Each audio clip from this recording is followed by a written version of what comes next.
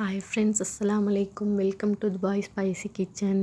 இன்றைக்கி நம்ம ரொம்பவே ஈஸியான மெத்தடில் ஒரு சூப்பரான பீஃப் கிரேவி எப்படி செய்கிறதுன்னு பார்க்கலாம். நான் இன்றைக்கி ஒரு 1/2 kg பீஃப் மீடியம் சைஸில் கட் பண்ணி நல்லா க்ளீன் பண்ணி எடுத்து வச்சுருக்கேன்.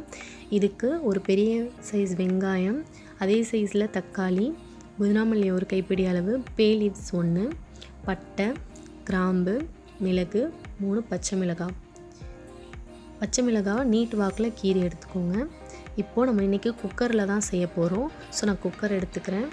இதில் ஒரு 5 டேபிள் ஸ்பூன் ஆயில் ஆட் பண்ணிக்கிறேன். ஆயில் நல்லா சூடு வந்ததும் இதில் பே லீவ்ஸ், பட்டை, கிராம்பு, மிளகு எல்லாத்தையும் ஆட் பண்ணிக்கிறேன். பாருங்கள், நல்லா எண்ணெய் நல்லா ஹீட் ஆகிடுச்சு.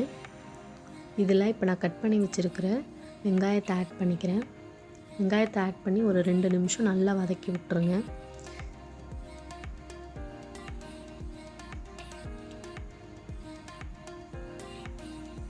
வெங்காயம் நல்லா இப்போ வதங்கிருச்சு.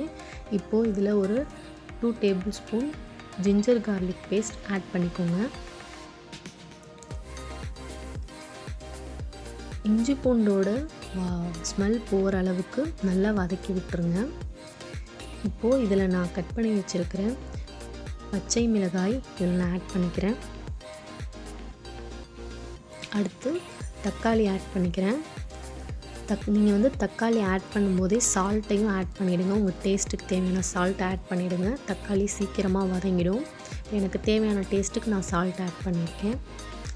பாருங்கள், தக்காளி நல்லா வதங்கி வந்துட்டுருக்கு. தக்காளி நல்லா வதங்கிருச்சு.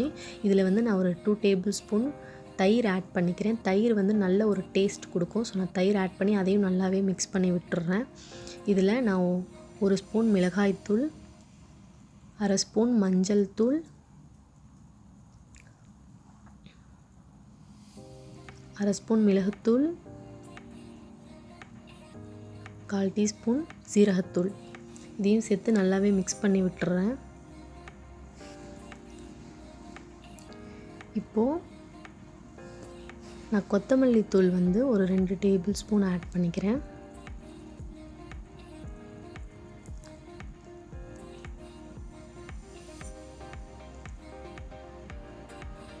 அப்புறம் உங்கள்கிட்ட சிக்கன் மசாலா இல்லை மட்டன் மசாலா எது இருந்தாலும் நீங்கள் அதில் ஒரு 1 டேபிள் ஸ்பூன் ஆட் பண்ணிக்கலாம்.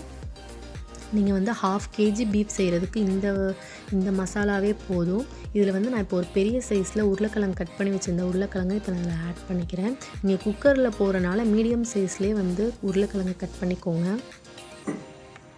இப்போ நான் இதில் கொஞ்சம் புதினாமல்லியும் ஆட் பண்ணிக்கிறேன். அதையும் நல்லா மிக்ஸ் பண்ணி விட்டுருங்க. இப்போது நான் க்ளீன் பண்ணி வச்சுருக்கிற பீஃப் இதில் நல்லா மிக்ஸ் பண்ணி விட்டுறேன்.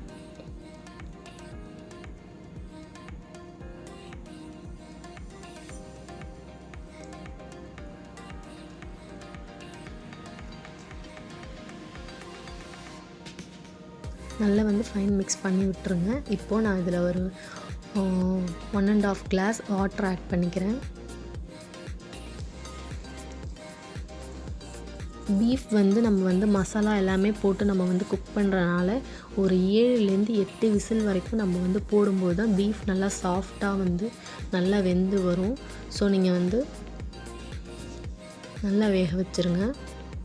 இது நல்லா மிக்ஸ் பண்ணி விட்டுக்கிறேன். இந்த பதத்தில் நீங்கள் சால்ட் கரெக்டாக இருக்காங்கிற டேஸ்ட் நீங்கள் செக் பண்ணிக்கலாம். இப்போ நான் குக்கர் மூடிடுறேன். ஒரு 7லேருந்து 8 விசில் வர வரைக்கும் வெயிட் பண்ணலாம்.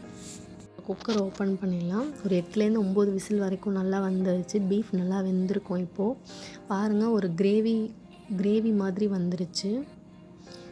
நல்லா பீஃப் கூட நல்லா வெந்துருச்சு பாருங்கள். இன்றைக்கி ஒரு சூப்பரான டேஸ்ட்டில் ஈஸியான மெத்தடில் பீஃப் கிரேவி ரெடி.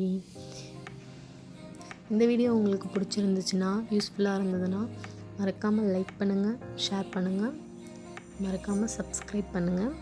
தேங்க்யூ.